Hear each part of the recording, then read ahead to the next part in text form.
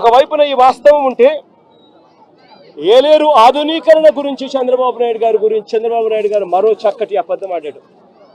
అసలు ఏలేరు ఆధునీకరణ, modernisation of canal, ఇది మామూలుగా ఒక కెనాల్ను మోడర్నైజ్ చేయాలి అని అంటే ఎప్పుడైనా కూడా ఎప్పుడు అవకాశం ఉంటుంది, ఎప్పుడు వెసులుబాటు ఉంటుంది అని అంటే ఆ కెనాల్లో నీళ్లు ఆపగలిగినప్పుడు, నీళ్లు పారనప్పుడు, లేకపోతే క్రాప్ నీళ్లు డ్యామ్లో నీళ్లు ఉన్నా కూడా చేయాలని అనుకుంటే క్రాప్ హాలిడే డిక్లేర్ చేస్తే తప్ప మోడర్నైజేషన్ కార్యక్రమాలు చేయలేము. 2008 నుంచి ఏలేరు మోడర్నైజేషన్ కార్యక్రమం జరుగుతూనే ఉంది. కొత్తగా చంద్రబాబు నాయుడు గారు చేసేదేమీ లేదు, చేసింది లేదు. 2008లో ఆ దివంగత ప్రీతమ నాయకుడు రాజశేఖర రెడ్డి గారు ఏలేరు రిజర్వాయర్కు సంబంధించి నాన్నగారు మోడర్నైజేషన్కు శ్రీకారం చుట్టాడు. అప్పట్లో 138 కోట్ల రూపాయలు కేటాయిస్తూ ఆ దివంగత నేత ప్రీతమ నాయకుడు రాజశేఖర రెడ్డి గారు నాన్నగారు ఏలేరు కెనాల్కు సంబంధించిన మోడర్నైజేషన్ కార్యక్రమం చేపట్టాడు. నాన్నగారు చనిపోయిన తర్వాత మళ్ళీ ఆ కార్యక్రమం ఎవరు పట్టించుకోలేదు. చంద్రబాబు నాయుడు వచ్చాడు 2015, 2014లో. ఆయన ఏమైనా పట్టించుకున్నాడా? 295 కోట్లకు అంచనాలు పెంచాడు. మరి ఆయన 5 ఏళ్ళు ఉన్నాడు కదా, మరి ఎందుకు చేయలే అంటున్నా? ఆయన కాలంలో కరువు, కనీసం ఈ మాదిరిగా అన్న వర్షాలన్నా ఎక్కువ పడతా ఉండి రిజర్వాయర్లు పూర్తిగా నిండిపోయి ఉన్నాయి. రిజర్వాయర్లు నిండున్నాయి కాబట్టి రైతులకు కెనాల్ నుంచి నీళ్లు పంపకపోతే రైతులకు ఇబ్బంది కలుగుతుంది, నీళ్లు ఉండి రైతులు వ్యవసాయం చేయలేని పరిస్థితిలోకి పోతారు అన్న పరిస్థితి అప్పట్లో కూడా లేదు.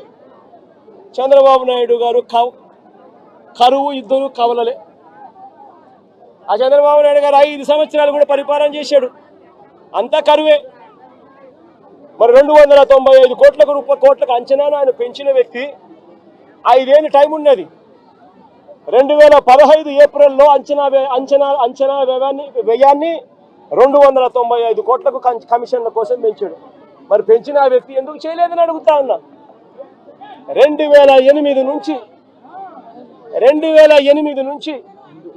2023 దాకా, అంటే మా ప్రభుత్వం దాకా కూడా, ఇంకా మా ప్రభుత్వంలో వైఎస్ఆర్సీపీ ప్రభుత్వంలో ఇంకా చేయలేకపోయే మోడర్నైజేషన్ అనుకున్నంత వేగంగా అనేదానికి కారణమన్నా ఉంది.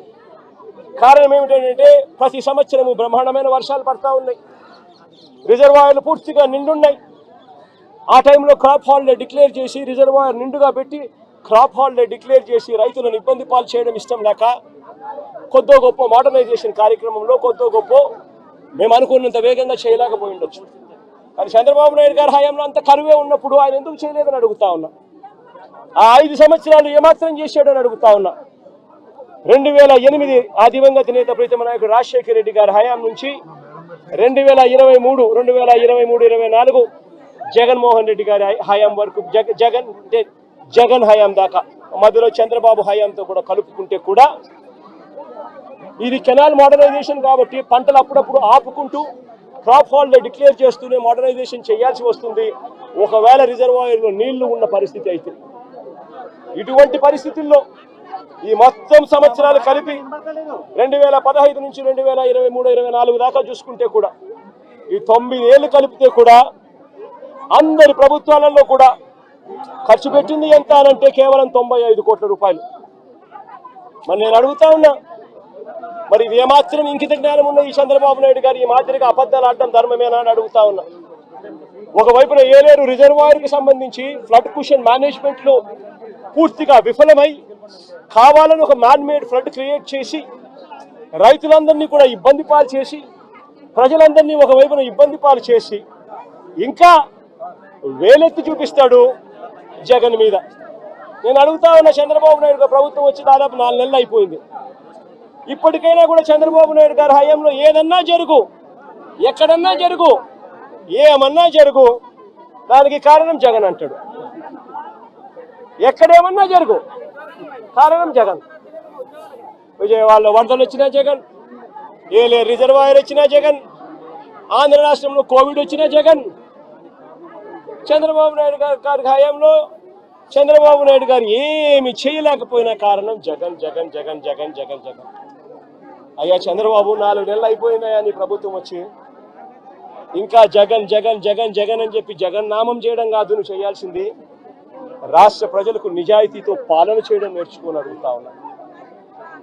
రాష్ట్ర ప్రజలకు న్యాయంగా ధర్మంగా ఇవ్వాల్సింది ఇచ్చే కార్యక్రమం మీద ధ్యాస పెట్టుకొని అడుగుతా ఉన్నాం. ఇదే మనిషి పెద్ద మనిషి చంద్రబాబు నాయుడు గారి హయాన్ని ఒక్కసారి చెప్తా ఉన్నా. ఈరోజు నేను అడుగుతా ఉన్నా, రైతుల విషయానికి ఇదే రైతుల విషయానికి సంబంధించి నేను చెప్తా ఉన్నా. ఇదే పెద్ద మనిషి చంద్రబాబు నాయుడు గారి హయాంలో ఒక్కసారి పరిస్థితి ఎలా ఉంది అని గమనించమని అడుగుతా ఉన్నా. ఇంతవరకు ఈరోజు ఈ క్రాప్ కార్యక్రమం జరగడంలా ఆర్బీకే వ్యవస్థ పూర్తిగా నిర్వీర్యమైపోయింది. సచివాలయాలలో ఈరోజు పూర్తిగా నిర్వీర్యం చేసి సచివాలయాలను వదిలేశారు. వాలంటీర్ వ్యవస్థ కనుమరుగైపోయింది. రైతులకు ఇవ్వాల్సిన ఉచిత పంటల బీమా గాలికి వదిలేశాడు. రైతుల తరపున కట్టాల్సిన ఇన్సూరెన్స్ ప్రీమియం కట్టకుండా వదిలేశాడు. నేను అడుగుతా ఉన్నాను ఇదే పెద్ద మనిషి చంద్రబాబు నాయుడు గారిని, ఈ క్రాప్ ఏమైందయ్యా అని అడుగుతా ఉన్నాను. గ్రామ సచివాలయాల్లో పెట్టాల్సిన సోషల్ ఆడిట్ లో పెట్టాల్సిన లిస్టులు ఏమైనాయా అని అడుగుతున్నాను. ఆర్బీకే వ్యవస్థ ఏమైందయ్యా అని అడుగుతా ఉన్నాను. ఇదే పెద్ద మనిషి చంద్రబాబు నాయుడు అడుగుతా ఉన్నాను. వ్యవసాయ సీజన్ మొదలయ్యేసరికి రైతు భరోసా ఇచ్చే కార్యక్రమం ఏమైందయ్యా అని అడుగుతా ఉన్నాను. వ్యవసాయ సీజన్ మొదలయ్యేసరికి రైతులకు ఇవ్వాల్సిన 0 వడ్డీ ఏమైందయ్యా చంద్రబాబు అని అడుగుతా ఉన్నాను. రైతులకు ఇవ్వాల్సిన పెట్టుబడి సహాయం గతంలో జగనే ఉంటే 13,500 ఖరీఫ్ సీజన్ మొదలయ్యే టయానికి రైతన్నల చేతిలో పడేది. ఈయన 20,000 ఇస్తానన్నాడు. 20,000 ఇస్తానన్న పెద్ద మనిషి ఆ 13,500 ఎగిరిపోయింది, 20,000 గాలికి ఎగిరిపోయింది. ఇదే పెద్ద మనిషి చంద్రబాబు నాయుడు గారు ఆర్బీకే వ్యవస్థ జగన్ ప్రభుత్వంలో, వైఎస్ఆర్ కాంగ్రెస్ పార్టీ ప్రభుత్వంలో ఆర్బీకేలు ఎఫెక్టివ్ గా పనిచేస్తూ, జియో ట్యాగింగ్ చేస్తూ, ఈ క్రాప్ నమోదు చేస్తూ, పారదర్శకంగా ప్రతి రైతుకు కూడా ఇన్సూరెన్స్ గవర్నమెంటే కట్టేది. రైతన్నకు ఏ పంట నష్టం జరిగినా ఏ నష్టం జరిగినా కూడా ఈ క్రాప్ నమోదయ్యేది. ఆర్బీకేలు పనిచేసేటివి. వాలంటీర్ వ్యవస్థ సచివాలయం వ్యవస్థ ముమ్మరంగా పనిచేసేటివి. ఇన్పుట్ సబ్సిడీ ఏ సీజన్ ముగిసేలోగానే ఆ సీజన్ ముగిసేలోగానే ఇన్పుట్ సబ్సిడీ ఇచ్చే కార్యక్రమం జరిగేది.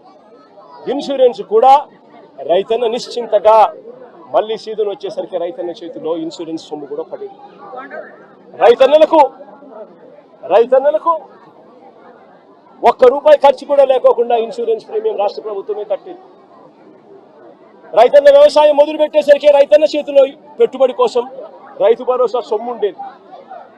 నేను అడుగుతా ఉన్నా, ఈరోజు దేశంలో ఎక్కడా లేని విధంగా వైఎస్ఆర్ కాంగ్రెస్ పార్టీ ప్రభుత్వంలో, జగనన్న ప్రభుత్వంలో ప్రతి రైతుకు కూడా ఇలాంటి నష్టం గతంలో జరిగి ఉంటే గతంలో రైతన్నకు ఎంత వచ్చేది అని చెప్పి ఒక్కసారి ఆలోచన చేయమని చెప్పి నేను కోరుతా ఉన్నా ప్రతి ఒక్కరిని కూడా.